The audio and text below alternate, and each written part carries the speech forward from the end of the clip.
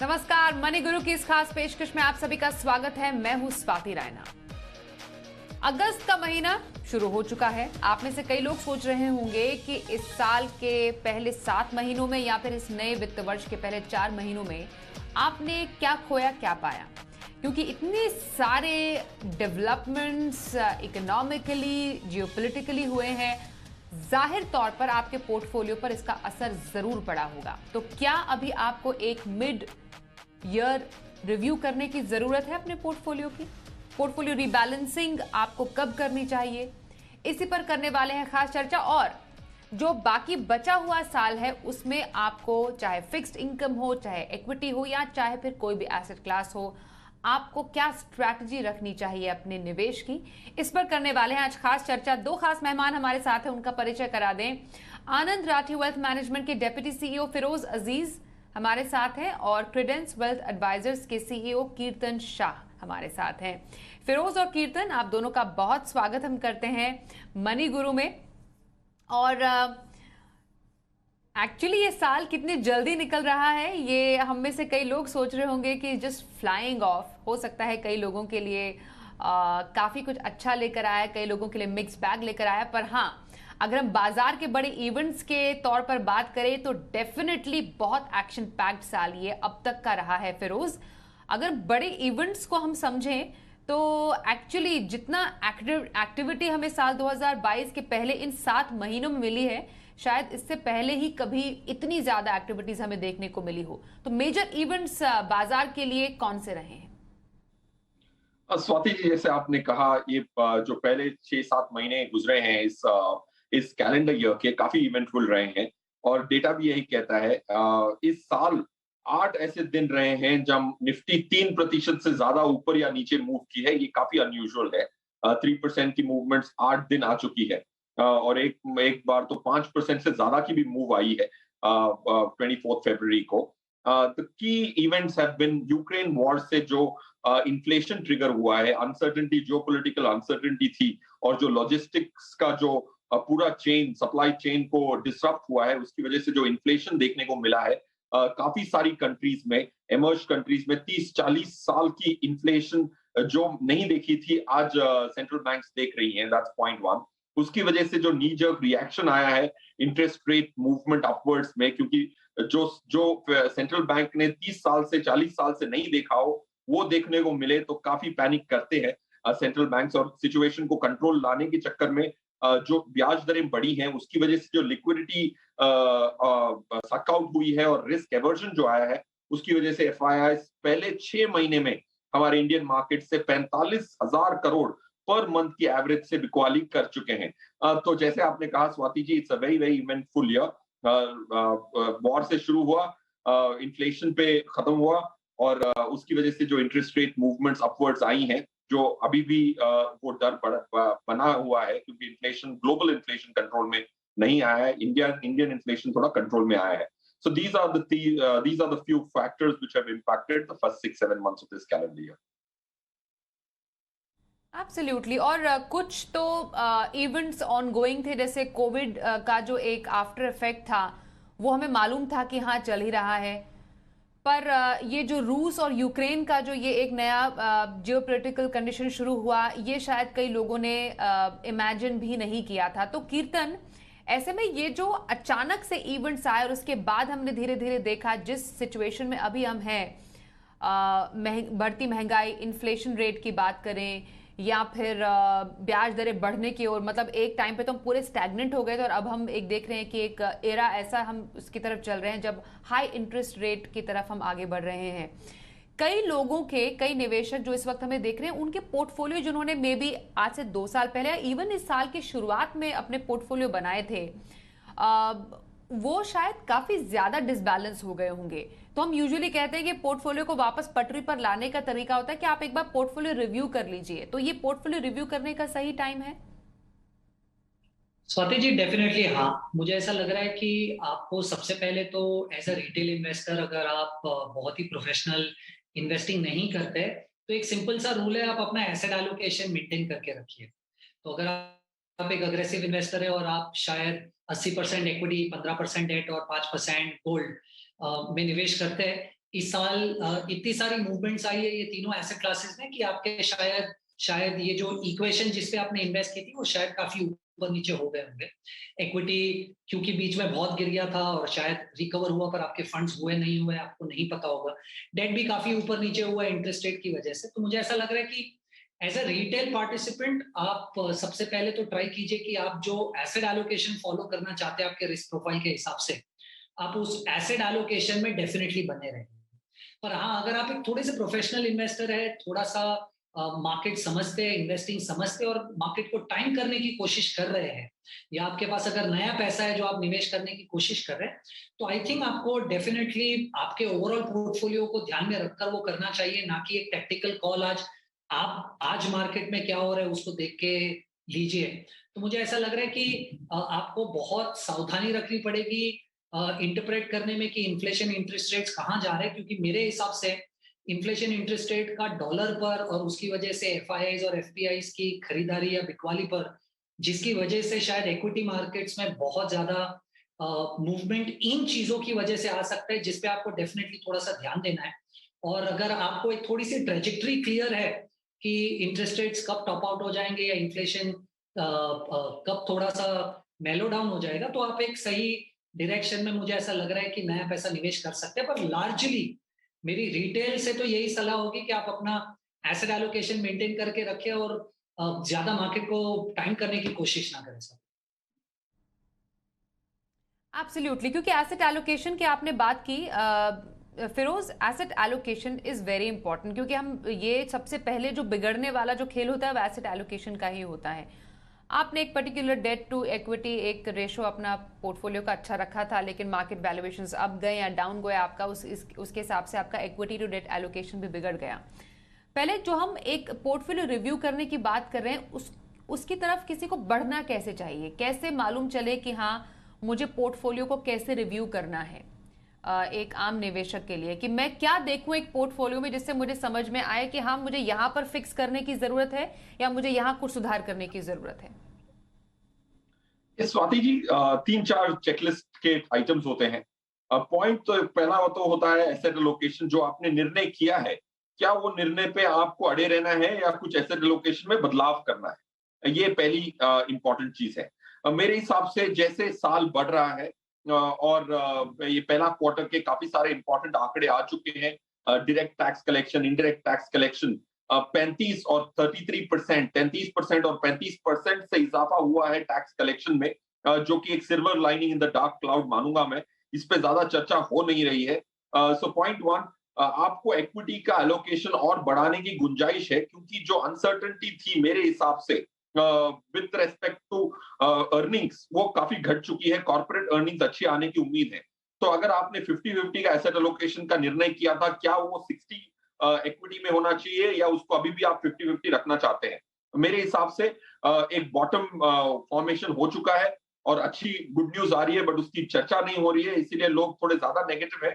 तो asset allocation को 10% से बढ़ाना है या नहीं बढ़ाना है, ये प्रश्न पहला होगा। अगर निर्णय आता है कि बढ़ाना है तो आपको रीबैलेंसिंग करनी होगी, पॉइंट वन। पॉइंट टू, आपको देखना है कि जो भी आपने निर्णय लिया है एसेट एलोकेशन का 50-50 में अगर बरकरार रहना है फॉर एग्जाम्पल, तो आपको जो एसेट एलोकेशन में इम्बैलेंस आया है उसको आपको रीबैलेंस करना है। बट ये इवेंटफुल ईयर में जहां निफ्टी चालू हुई थी वहीं की वहीं है आज। तो मेरे हिसाब से एसेट एलोकेशन गड़बड़ाया इतना नहीं होगा, क्योंकि मार्केट मूव नहीं की है, घूम फिर के वहीं आ गई है फॉर्चुनेटली। तीसरा चेक आपको ये करना है कि फंड लेवल पे और प्रोडक्ट लेवल पे कोई चेंजेस हैं कि नहीं है। आपको ये देखना है कि आपके कोई फंड मैनेजर्स चेंज हुए हैं, उनकी कोई रणनीति चेंज हुई है, या कोई सुपर अंडर परफॉर्मेंस है जिसको ज्यादा माइक्रोस्कोपिकली इवेलुएट करना है, वो होता है तीसरा प्रोडक्ट लेवल चेंजेस।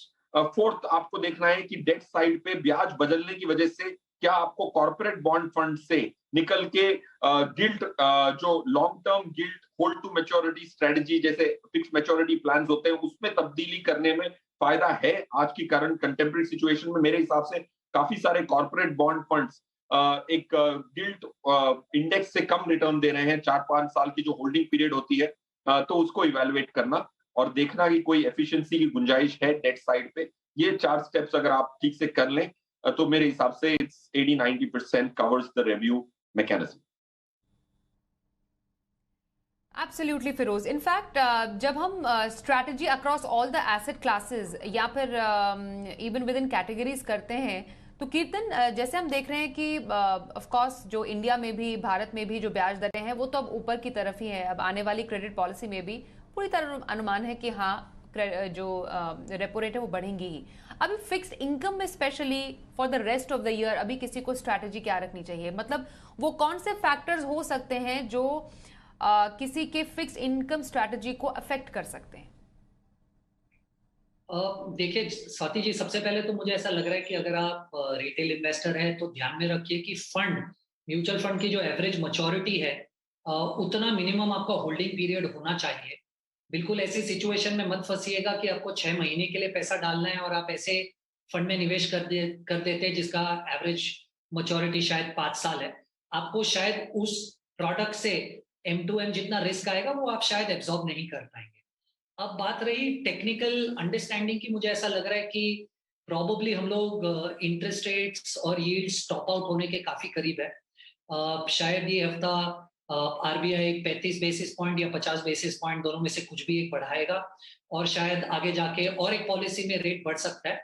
और मुझे ऐसा लग रहा है ग्लोबली यहाँ सिर्फ 1 या 2 और रेट्स बढ़ने की गुंजाइश है। Yields already to a greater extent 10 year पर अगर आप देखें तो काफी top out formation already form कर रहा है। तो मुझे ऐसा लग रहा है कि अगर किसी भी इन्वेस्टर के पास 3 साल से ऊपर का समय है और अगले 2 महीने के लिए अगली ये पॉलिसी और आगे वाली पॉलिसी में थोड़ा सा एक वॉलेटिलिटी अगर वो एब्जॉर्ब कर सकते हैं तो मेरे हिसाब से ये समय है कि आपको ड्यूरेशन रिस्क लेना स्टार्ट करना चाहिए।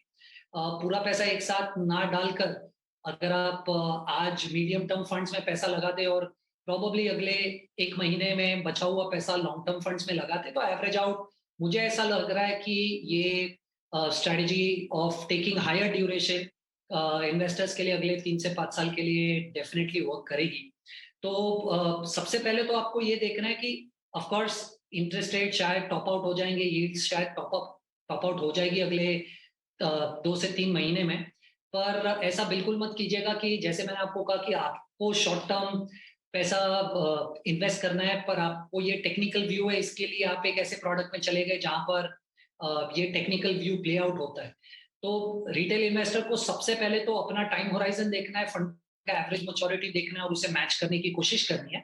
पर अगर आप 3 साल और 5 साल के नजरिए से देखें तो मुझे ऐसा लग रहा है कि आपको ड्यूरेशन रिस्क लेना स्टार्ट करना चाहिए मेरे हिसाब से, क्योंकि ग्लोबली इंटरेस्ट रेट्स और यील्ड्स शायद अगले 2 महीने में 3 महीने में टॉप आउट हो जाएंगे। ओके, तो कीर्तन का मानना है कि ड्यूरेशन रिस्क लेना अभी शुरू कर देना चाहिए निवेशकों को 3 साल से ऊपर के नजरिए में।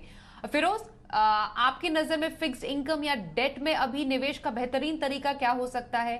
कौन से ऐसे एरियाज है जो एक्सप्लोर अभी निवेशक कर सकते हैं ज्यादा से ज्यादा फायदा उठाने के लिए? स्वाति जी, मेरे हिसाब से फिक्स्ड इनकम में जो बहुत सारी खबरें आती हैं वो हाई फ्रीक्वेंसी होता है, मॉनेटरी पॉलिसीज होती हैं, वो ज्यादा इम्पैक्ट नहीं करती हैं एक रिटेल निवेशक की लाइफ को।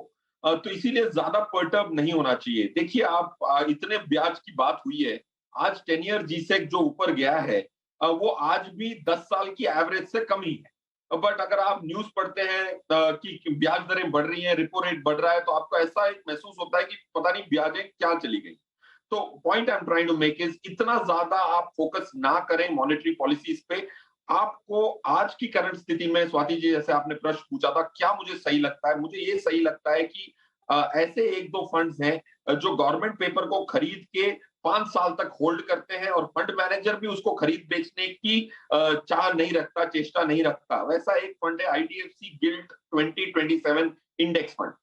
उसमें आप अगर पैसा डालते हैं और उसको 5 साल तक आप खुद ही छोड़ देते हैं और फंड मैनेजर भी उसमें कोई छेड़खानी नहीं करते हैं, तो 6.3% पोस्ट टैक्स मिलने की गुंजाइश है। 6.3% पोस्ट टैक्स मिलना 10% की एफडी मिलने के मुकाबले बराबर है for a highest tax bracket individual. तो उसमें डालें और 5 साल उसको भूल जाएं तो 6.3% पोस्ट टैक्स मिलता है। अगर आपको उसी से रेगुलर इनकम भी चाहिए तो उसमें सिस्टमैटिक विड्रॉल प्लान कर लें तो टैक्स एफिशिएंसी भी बरकरार रहेगी, सुपरलेटिव रिटर्न भी बरकरार रहेगा। आज जो 60-70 लाख करोड़ एफडीओ में पड़ा हुआ है वो 7% प्री टैक्स पे पड़ा हुआ है, जिसपे लोगों को सिर्फ 4-5% की पोस्ट टैक्स रिटर्न मिलती है। अगर गवर्नमेंट ऑफ इंडिया को पैसे लगा देने के बावजूद आपको 1-1.5% ज्यादा मिल सकता है पोस्ट टैक्स, इससे कम रिस्क में होल्डिंग पीरियड जरूर 5 साल होल्ड करके रखना पड़े।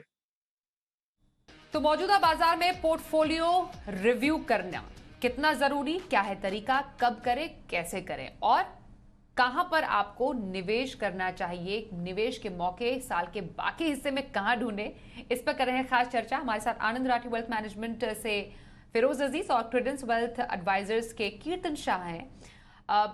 अब मैं इक्विटी की तरफ आती हूं। हमने फिक्स्ड इनकम और डेट में समझा क्या स्ट्रैटेजी रखें।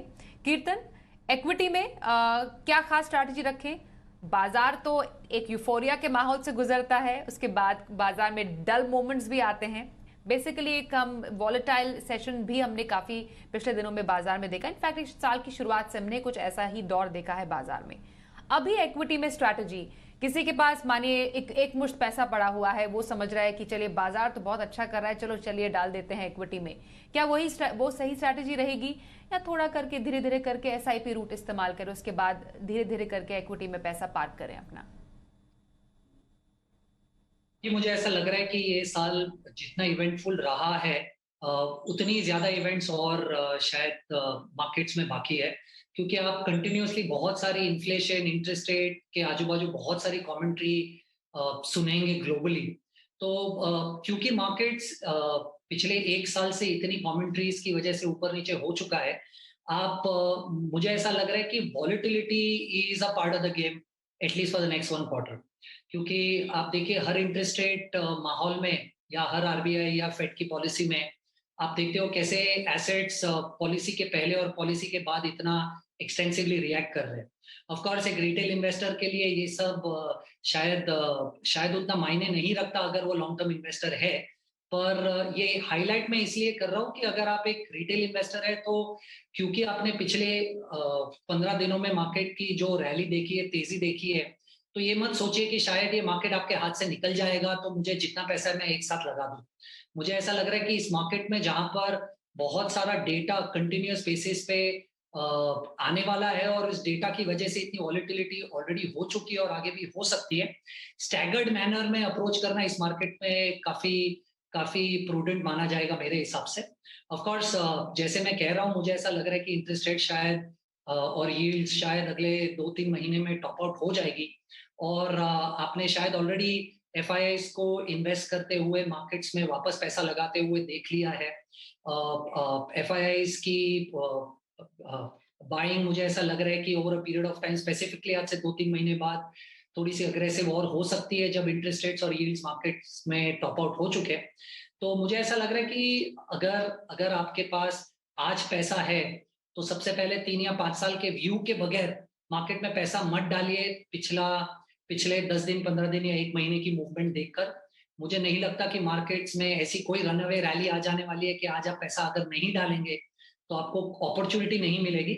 मुझे ऐसा लग रहा है कि अगले 3 महीने में अगर इन्वेस्टर स्टैगर्ड मैनर में जितना पैसा निवेश करना चाहता है, अगर वो वीकली एसटीपी करके पैसा निवेश करे तो एक बेहतर ऑप्शन होगा, क्योंकि रिटेल इन्वेस्टर्स को आप टिपिकली अज्यूम नहीं करते कि वो मार्केट को टाइम कर पाएंगे। तो मुझे ऐसा लग रहा है कि staggered approach over the next 3 months will be a better strategy. Okay, तो धीरे धीरे करके आप इक्विटी में पैसे डालिए, चरणबद्ध तरीके से जिसको कहते हैं। और ऐसा कौन सा एरिया हो सकता है फिरोज इक्विटी में, या टू बी वेरी प्रिसाइज कौन सी कैटेगरीज में जो निवेशक है इस वक्त हमें देख रहे हैं इक्विटी में, वो निवेश के मौके तलाश सकते हैं? देखिए स्वाति जी, पहले तो मेरे हिसाब से कैटेगरीज तो कई हैं। इक्विटी में डालना या नहीं डालना, जैसे कीर्तन साहब कह रहे थे स्टैगर करके डालें, बिल्कुल मैं सहमत हूं उनसे। बट हमारा प्रिंसिपल ये है कि मैथमेटिक्स हमें आंसर देता है कि 16,700 16,800 के नीचे जो फंडामेंटल लेवल है, हमारे हिसाब से हम फंडामेंटल लेवल कैलकुलेट करते हैं निफ्टी की, उसके नीचे मिलता है तो हम बेधड़क डालते हैं एक मुश्त पैसा। क्योंकि मार्केट वापस 15,000 भी दिखा सकती है। 15,200 जब दिखाई थी तब लोगों की हिम्मत नहीं बनती डालने की, और सब लोग 14,000 की बातें करते हैं। तो इसीलिए मैं कह रहा हूं कि जब भी आपको फंडामेंटल लेवल से नीचे मिले निफ्टी, जो कि हमारे हिसाब से 19 या 20 पी की अगर मैं मानूं, 860 रुपए की कमाई निफ्टी इस साल करने की उम्मीद है, तो उससे नीचे 860 इंटू 20 उसके नीचे मिलती है तो आपको खरीदनी चाहिए, एक मुश्त भी खरीद सकते हैं, पॉइंट वन। अब कौन सी कैटेगरी में खरीदने चाहिए, कभी भी ज्यादा इनोवेटिव नहीं होना चाहिए। मेरे हिसाब से सबसे high probability alpha generating categories जो है वो लार्ज कैप कैटेगरी नहीं है। फ्लेक्सी कैप कैटेगरी में संभावना ज्यादा है, मल्टी कैप कैटेगरी में probability of beating the index ज्यादा रही है। Mid cap category, small cap category भी आज आप कर सकते हैं, क्योंकि जो लास्ट ईयर जो मिड कैप में 95% की अर्निंग्स ग्रोथ आई थी, जो ज्यादा उस पर भी चर्चा नहीं हुई है, 95% की अर्निंग्स ग्रोथ आई थी मिड कैप में। आई थिंक स्मॉल कैप का अगला साल ऐसा होने की उम्मीद है अर्निंग्स में, तो that will reflect in prices. तो स्मॉल कैप कैटेगरी को हमने इस साल इंक्लूड किया था अपने 11 फंड के मॉडल पोर्टफोलियो में। So I would say flexi cap, multi cap, mid cap, small cap. Large cap category से थोड़े दूर रहें, और उसके बगैर भी आप large cap funds, large cap stocks को अपने पोर्टफोलियो में शामिल कर सकते हैं, क्योंकि लार्ज कैप स्टॉक काफी सारी कैटेगरीज में शामिल होते हैं। लार्ज कैप फंड के बगैर भी आप एक heavy large cap portfolio create कर सकते हैं। That would be the suggestion, Swati ji. Okay, और एक कैटेगरी ऐसी जो कि ऑल वेदर, चाहे बाजार कैसा भी हो, निवेशकों की पसंद रहता है, वो है गोल्ड। सोने में निवेश हमेशा से निवेशकों को आकर्षित करता है। तो कीर्तन, गोल्ड में इन्वेस्टमेंट का कोई खास strategy rest of the year आप सजेस्ट करेंगे निवेशकों को? स्वाति जी, थोड़ा सा टेक्निकल कॉल लेना पड़ेगा गोल्ड पे, अगर आप अपने एसेट एलोकेशन के बाहर जाकर गोल्ड में निवेश करना चाहते हैं।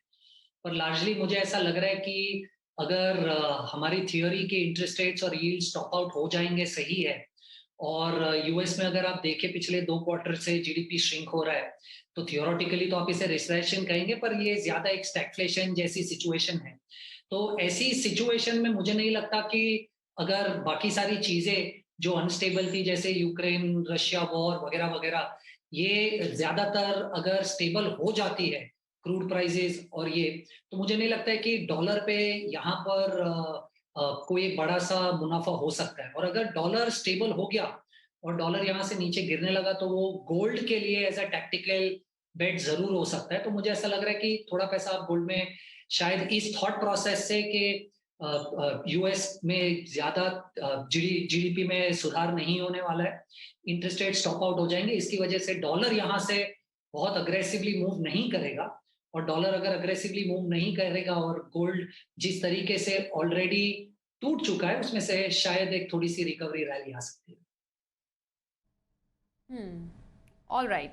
और सम अप करने के लिए Feroze, for the rest of the year, क्योंकि अब हम देख रहे हैं कि डेफिनेटली जो बहुत सारे मार्केट कंडीशंस हैं या माइक्रो या मैक्रो इकोनॉमिक्स कंडीशंस हैं, उसको ध्यान में रखते हुए 3 टिप्स जो अभी निवेशकों को ध्यान में रखते हुए अपने पोर्टफोलियो को रीबैलेंस करना चाहिए। और इनफैक्ट ये भी बताइए कि पोर्टफोलियो रीबैलेंस करना कितनी बार चाहिए, क्योंकि पिछले शायद बाजार ने कई मौके दिए निवेशकों को थोड़ा बदलाव करने के पोर्टफोलियो में, लेकिन दैट डजंट मीन आप हर एक मार्केट के फॉल में आप अपना पोर्टफोलियो रिबैलेंस करें। सही तरीका क्या हो, कब करना चाहिए? स्वाति जी, हर 6 महीने में एक बार तो रिव्यू करना चाहिए। हर रिव्यू में रीबैलेंसिंग की जरूरत पड़े ये जरूरी नहीं, पॉइंट 1। पॉइंट 2, इसकी फ्रीक्वेंसी फिक्स नहीं होती। अगर आपकी जो एसेट एलोकेशन है, अगर आपने फॉर एग्जांपल 50-50 लिया है, अगर इसमें 5% का बदलाव आए, क्योंकि हर एसेट डिफरेंट तरीके से परफॉर्म करता है, अगर ये 50 इक्विटी के 55 हो जाएं, तो उसको वापस 50 पे ले आए। इसको कहते हैं एवरी 5% पे आपको रीबैलेंस करके वापस उसी संतुलन में लाना है जो आपका निर्णय था। That's point 2। पॉइंट 3, आज की करंट स्थिति के हिसाब से मैं एक टिप तो जरूर दूंगा कि मेरा मानना है कि 1 साल की इक्विटी की टाइम करेक्शन आ चुकी है। इससे ज्यादा लालची होना मेरे हिसाब से लॉन्ग टर्म इन्वेस्टर को सही नहीं है, क्योंकि लास्ट ईयर अक्टूबर में 18,600 टच कर चुकी है, आज हम 17,350 पे हैं। तो आफ्टर दिस रैली ऑल्सो आपको 1 साल का मुफ्त का टाइम करेक्शन मिला है अप्रोक्सीमेटली, तो उसका फायदा लें। पॉइंट 1। पॉइंट 2, आज की करंट स्थिति में डेट में कॉर्पोरेट्स को पैसा देने का जो एक्स्ट्रा रिटर्न आपको जो मिलता है कॉर्पोरेट एफडी में, बैंक एफडी में या फिर कॉर्पोरेट बॉन्ड्स में, वो जो एक्स्ट्रा रिटर्न होना चाहिए वो 1-1.5-2% गवर्नमेंट से ज्यादा होना चाहिए, तब जाके मतलब बनता है कि कोई कंपनी को अपने पैसे कमाए हुए दूं, जो आज नहीं है, जिसको कहते हैं स्प्रेड, वो कंप्रेस हो चुका है। तो गवर्नमेंट को उधार देने की कोशिश करें। पॉइंट 3। पॉइंट 4, मेरे हिसाब से फाइनेंशियलाइजेशन एक बहुत इंपॉर्टेंट चीज है। हमने रिसर्च की थी, काफी सारे HNIs में 60% इन्वेस्टेड रियल एस्टेट था। वो रियल एस्टेट बेचने का समय है, और स्पेशली रेसिडेंशियल रियल एस्टेट, उसको बेचें और फाइनेंशियलाइजेशन की तरफ बढ़ें, ताकि आपके पैसे पोर्टेबल हो और अवेलेबल हो on a click of a button. Okay, thank you so much Feroze और कीर्तन, आप दोनों का आप हमारे साथ इस शो में शामिल हुए और पोर्टफोलियो रिव्यू, पोर्टफोलियो रीबैलेंसिंग और जो बाकी बचा हुआ साल है उसमें पोर्टफोलियो के लिए क्या स्ट्रैटेजी निवेशकों को रखनी चाहिए, ये हमसे शेयर करने के लिए। मनी गुरु में आज के इस एपिसोड में बस इतना ही। रुकते हैं एक ब्रेक के लिए, पर खबरों का सिलसिला जारी रहेगा। बने रहिए हमारे साथ, देखते रहिए सी बिजनेस।